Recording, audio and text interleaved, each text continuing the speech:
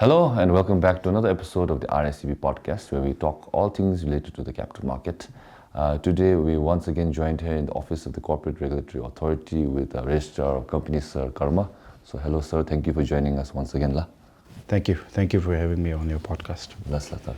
So today we'll be talking about the new regulations and also the amended regulations in regards to companies and also the capital market. So there are a few revised ones and also a few new ones. So we'll talk about both of that. But so we can start with also maybe the revised ones first, then maybe we can talk about the new ones. So sir, what are the new revised regulations, and maybe you can touch on that, then we can ask what you go one by one from there. So as a corporate regulator, our job is to not only look at the economy only in terms of regulation of companies, but also to enable the growth in the corporate sector. So keeping this objective in mind, you also know that now in the 13th plan, government has a very ambitious goal of now developing our country's economy by tenfold by 2050. So gearing towards that and looking at the focus area, one of the enablers to that 10x growth in economy is basically inclusion of private sector in the whole development of the economy, and trying to also enable them to grow in different sectors like hydropower, agriculture, tourism, digital economy, so on and so forth. So all of this could be possible. It all boils down to how much of investment are we doing as a government, as private sector, and how do we channel the investment into the economy. So business entities which are big, which has high potential to bring in growth, innovation, employment opportunities in the economy are the corporate entities or the companies that are registered with us and operating as a corporate entity under the Companies Act. So to enable them, we have come up with the 5 new regulations, and out of that we basically were looking at how do we then enable them, enable companies in terms of different transactions that they come across during their operation. So one of the most important, we could say, the regulation that has really, which can drive confidence of private sector in the economy in terms of, let's say, putting in money in the capital market. So from there I can highlight that we have something called Investor Protection Fund regulation, which was adopted in 2024, September 24, and published in January this year. Is this regulation is basically looking at how do we make capital market as an investment avenue? One. The other one is from the company's point of view, from the source of investment point of view, how do we then build confidence in investors, both institutional and retail, meaning the individuals like us who would have extra money to put into the economy. When we look at investing money, we always look at from the perspective of first, can we get some returns, right? That's the basic thing we ask when we look at investing money.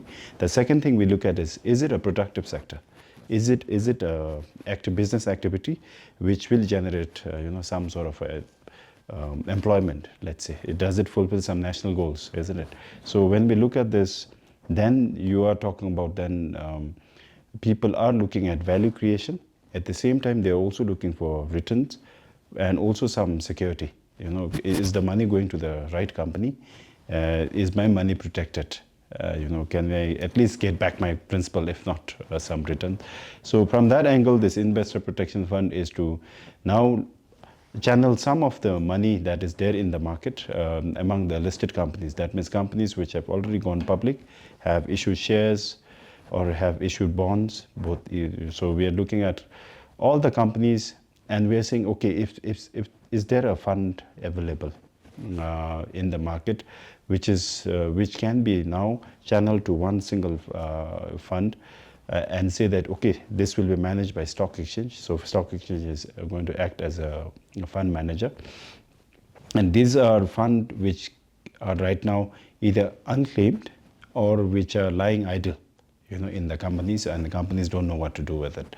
So through the law, we can channel this fund to one account and keep it as a special investor protection fund. And from there, we can basically use it to look at different corporate measures that we take, So there is this, what we call the Primary Market Regulatory Committee. So there's a technical body which consists of members from RMA, CRA, and Stock Exchange. And we also have independent members. So we sit together and we will basically decide, where to keep this money, how do we basically maximize or get some returns.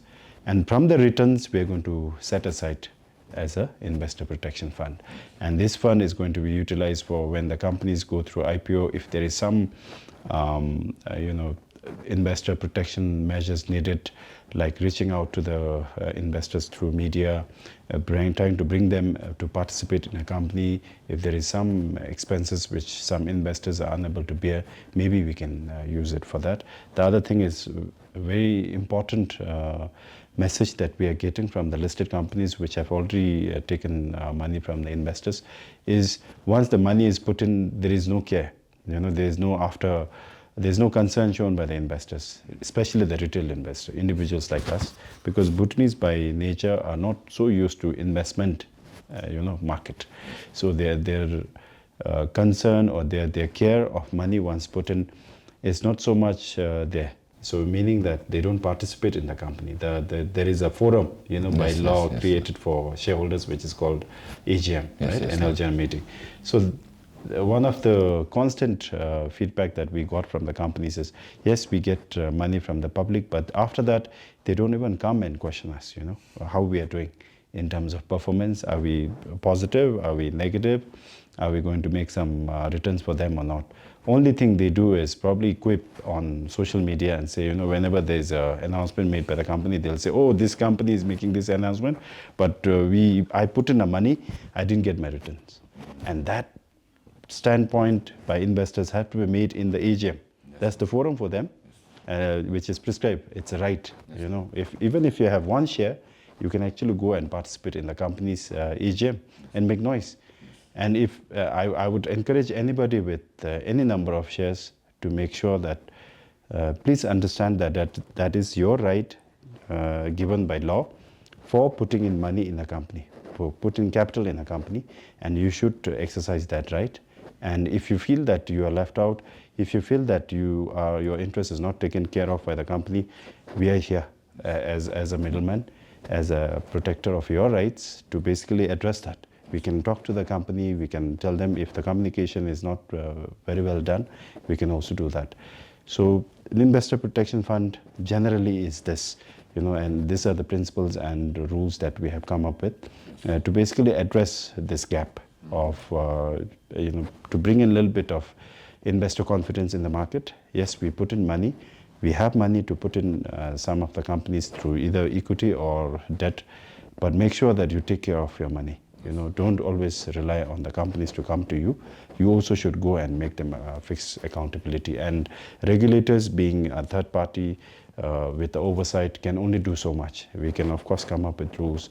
But if somebody don't come to us and they say, we can go to, our oversight will be effective if we have an extended eye through investors or shareholders taking up their own right and coming to us, and also going to the companies themselves and holding them accountable. Yes, sir. Okay. So was it just one of the revised ones, or was it all of them? So among the new one, this is something which I thought was important for the capital market. And there are others also, but things like winding up of companies. It's not that we are adopting this regulation for the first time. In terms of the provision, the general provision is always already there in the law. What we are trying to do is there has been feedback from the practitioners, the professionals like chartered accountant firms and law firms, which basically act as enablers or the professionals helping the companies go through that process. So there has been a constant feedback saying that we don't have step-by-step procedure. So to enable that, we have adopted winding up regulation. And the other one is amalgamation, which is nothing but basically merger and acquisition. Again, we have elaborate provision in the Companies Act, but when you read the law, because it is arranged in such a way that it becomes sometimes difficult for people who are new to this practice or to this procedure. So we are trying to come up with a step-by-step guideline. It's basically like a guideline, procedural guideline for practitioners as well as for the companies to basically navigate through this process when they have to do so, depending on the decision the shareholders take or depending on the economic situation, because merger acquisition is all about increasing our company's efficiency, productivity. If they feel that, okay, instead of running two companies, they would do better with, by operating as one company, then the merger takes place, right? Two companies come together and create a new company. So that's called merger. Acquisition is basically one company taking over the other. So there's this cannibalism of one company. And, if there's A and B, A taking over B means B will die. Of course, B gets liquidated or dissolved, and A takes over the entity. The business, your business activities, your asset liabilities, everything will be part of A, and then you go forward as a much efficient, much productive, more asset, more resourced company to operate in a bigger way. So these are the ways and means which is already enabled through the law, but we wanted to clarify in terms of the procedure so that everybody is on the same understanding. And the other one we have adopted is basically now when you are going into a bigger deep dive, higher economic development, a lot of economic activities, business transactions coming into the corporate sector would mean that then there will be a lot of new transactions which will come in, which can be, it can be an outcome of increase in business activities. And this may result in, especially like I said, merger acquisition it used to be like once in a while in the past, but now we see a lot of companies seeing value in that, and we see like 2-3 applications more than before. So this would also mean that there is a need for practitioners in the market. So we are also looking at from the perspective of, can we enable professionals to come in? Can we make it organized? We have consultants today, general consultants, but we don't have an industry and identification of professionals to serve a different purpose in this whole corporate transaction. So one of the first few professionals that we are looking to basically, enable, certify, upgrade them, and also bring them to the market and make them accountable through some sort of a SOP or terms of reference or standard, code of conduct. Is basically we are looking at company secretary, which is most important. And this has become a very a loosely interpreted kind of a position. Actually, this serves a lot of good purpose in terms of corporate governance or managing a company itself. How do you manage the interests of stakeholders within a company? For example, you start with shareholders, right? Because they are the origin of the company. The capital comes from them. And then you have next decision makers, the board of directors. Then under them, you have your employees working in different departments or units of that company and operating the business. So who ensures the communication, right? Chain of command, the work value of that company, the work culture, what is the business objective? How do you ensure that they are on the same footing and they know the value, they are propagating the same value, and they're working in a very productive and efficient way? And there is need for this kind of an officer or a position in a company. And that usually, especially when it comes to the communication plus the compliance to the laws, standards, rules, is very important. Again, when you do business, you cannot be on the other side of the law. Yes. You have to be compliant to laws, standards, and you basically build yourself in a very ethical environment. And you can only ensure when you have a dedicated officer or a position, telling you that, this company, we are going on the right track or wrong track.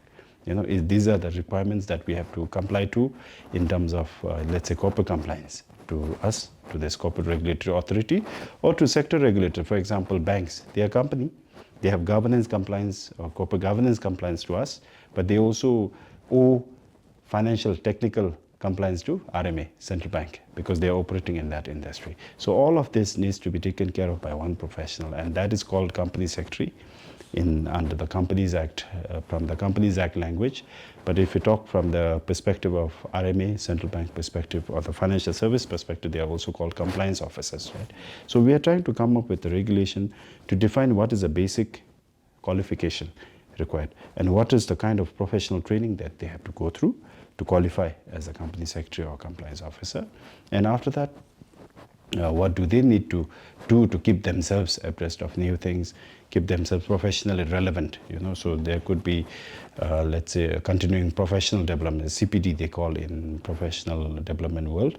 So all of this we are trying to come up with a small initiative from our end, and our objective is, when we do this, it's not so much to basically bring in too much do's and don'ts, but to tell the practitioners that yes, you can practice as long as you have the qualification. You bring in the value, you create value in the corporate sector, but at the same time you have to make sure that you work within certain ethical conduct, ethical standards. So that's what we are trying to bring in.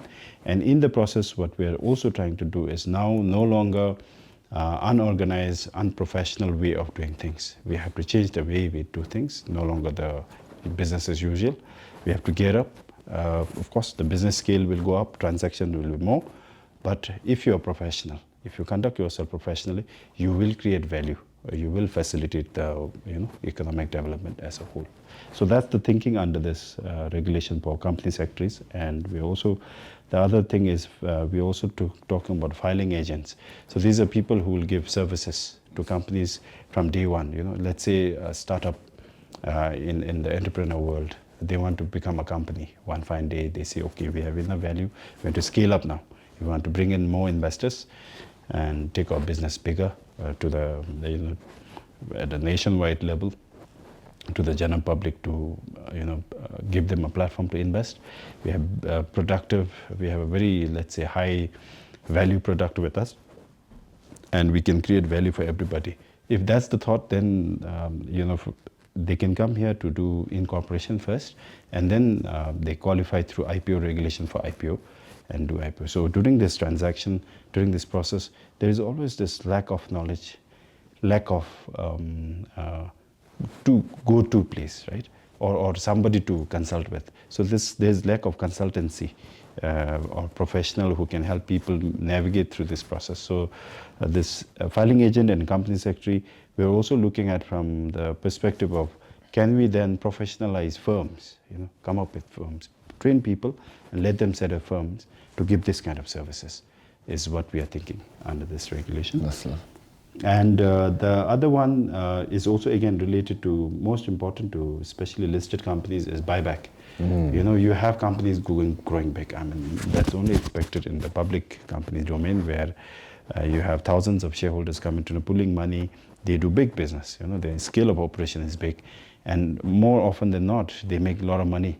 I mean, their capital grows tenfold. I mean, 100. Some also end up getting 1,000 times their initial investment.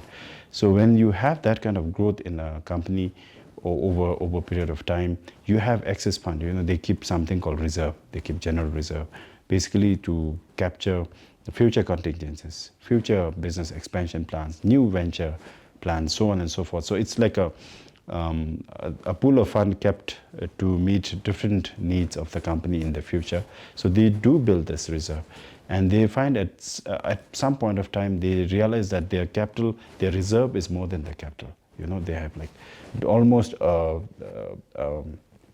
capital enough to run or duplicate a similar company on the other side. So what do we do with that?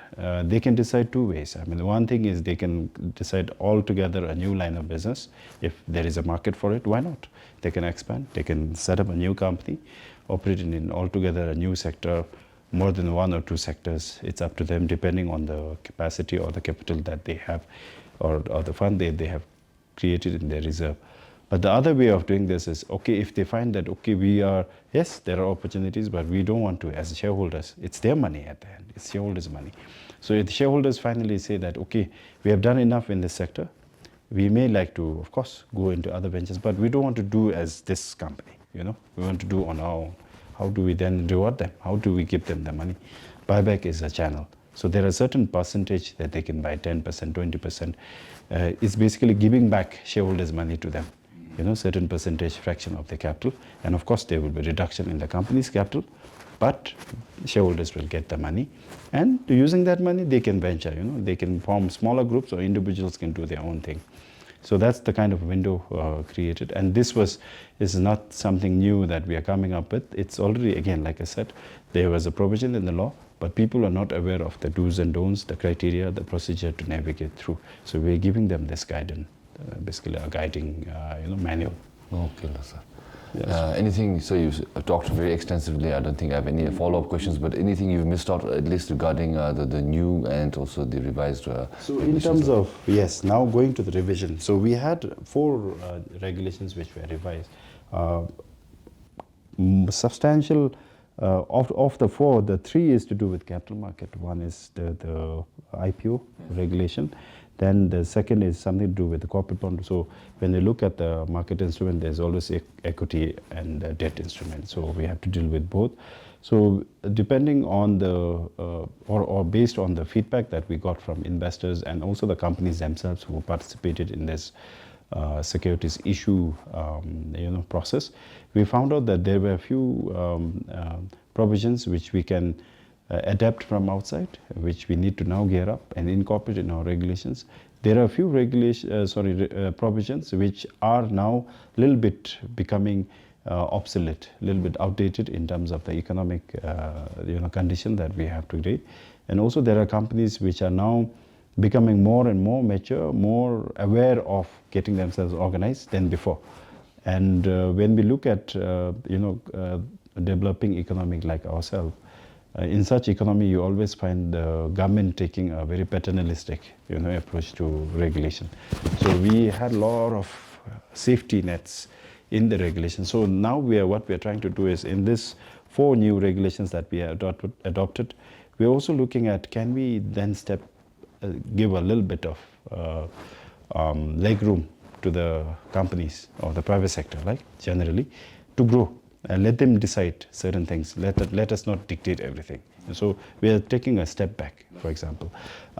If you look at from the perspective of IPO and bond regulation, what we have done is, for example, we have relaxed the number of years requirement to qualify for IPO or bond issue. We said, okay, instead of track record of 3 years, we have now made it 1 year.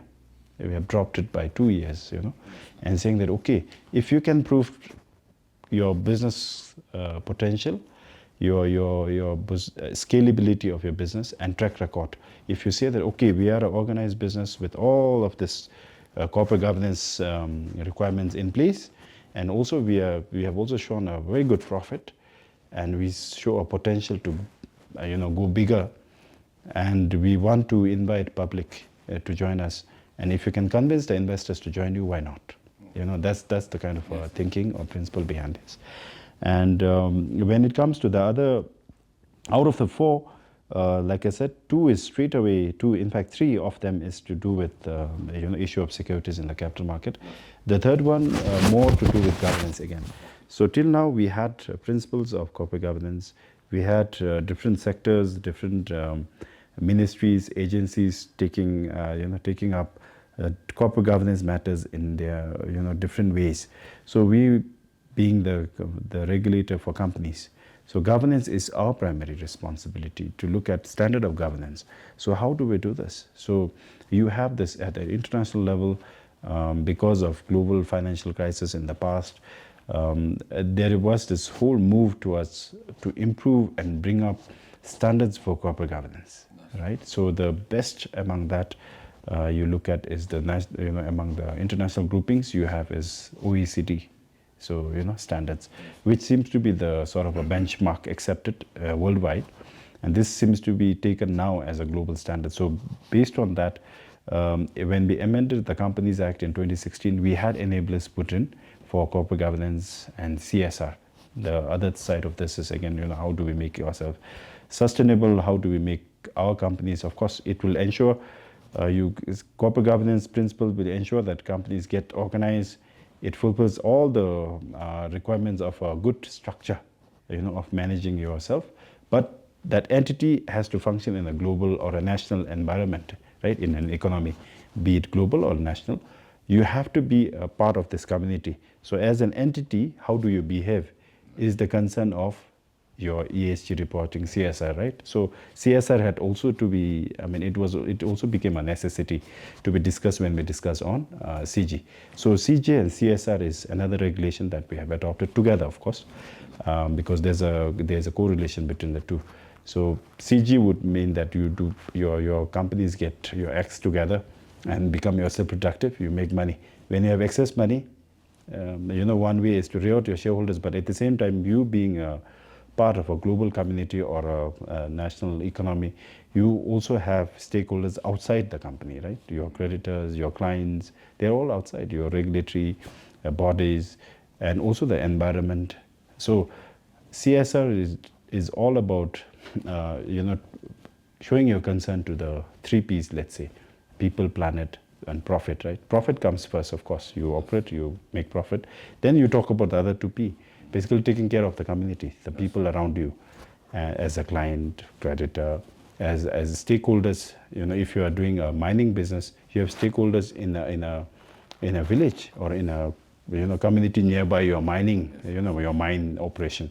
How do we take care of their interests? Of course, you are extracting mineral and making money, but at the same time, you owe some duty of not harming the community nearby, right? And how do we take care of their health, environmental concerns, so on and so forth. And third one is, of course, planet. You will definitely, when you do business, there is always an implication on the environment through your operation, be it in terms of operating a machine, which could be a polluting, the rivers, polluting the air. If you look at transportation, it also has a lot of pollution going to the environment. If you're running a factory, manufacturing some steel or some product, it always has a byproduct or a down the line, downstream release of chemicals, of some hazardous substance going into the environment. So how do we mitigate that? How do we use the best technology to mitigate that and become that much compliant with environmental, social, all the standards that are there in the regulatory sphere. So all of this is the concern of CG and CSR, and we thought that it's better if we put it in under the Companies Act, because the Companies Act is quite clear, and that governance as well as the ethical conduct of business is the standard or the principle that we should follow. And under the CG CSR provision or the chapter dealing with that, we actually have one line which actually came in from a UK consultant. He said that, you are a JNH country. And when we look at the pillars of JNH, you already talk about preserving your culture, protecting your environment, and also economic, sustainable economic development. These are 3 things, internationally is just being, discussed now. The principle of sustainability reporting, all of this, when we did this law reform way back in 2014, 15, 16, this came from a UK consultant. He said, oh, you have a constitution giving a beautiful vision for the country. Why don't you bring this down? And from there, you derive your CGCSR regulation. So here, so looking from that. So in a way, the GNH pillars has already been in the corporate regulations. In the Companies Act, Okay, and basically as part of the CGCSR provisions. Yes. So that way we have, we are very blessed to have our Majesties, their Majesties, the Fort Dukalpo as well as the Fifth King, telling us how to do anything, in our different spheres of work, be it in the government, be it in the private sector. But when we do that, I think it's always, it's only human nature that sometimes we get caught up into small things, mundane things, but we forget the bigger picture. So I think regulation is an effort towards basically telling the companies, look, these are the basic principles we also have at a national level. This has been, cascaded down at company level in this regulatory framework. Why don't you follow this? This only leads to being yourself productive, making more money for yourself, and also being responsible for the nation, to the environment through your taking steps in mitigating your harmful impact, or also just showing yourself as a very conscious, very let's call it a corporation with an ethic, with a conscience, business with a conscience, and saying that, okay, we are part of this community, we want to contribute as a productive member of this community, is what this framework is all about, and this should guide them. And there is enough elaboration on who should do what and how do they create value in the company. Yeah. So thank you so much for the detailed explanation of the new regulations. Sorry, amended ones, right? So this is amended ones. Yes, right? yes. So before we can move forward, actually, maybe we can talk about the IPO regulations in the next episode. So for this episode, we can keep it as that. Hope we, sir, you've covered. Sure. But I'm sure you covered extensively all the new and also the amended ones. But in the next episode, we can focus on maybe the capital market and the IPO regulations. Definitely. We're more than happy to do that. Again, thank you, sir, for giving us your time to explain all these things. And also thank you to our listeners for listening to this podcast. Hopefully, all these new regulations and also the amended ones have brought you some clarity from sir's point of view, and also maybe can be applicable in your own business activities or in your own companies. With that being said, thank you all for watching once again, and we'll see you in the next episode where we will focus on the IPO regulations. La Sola.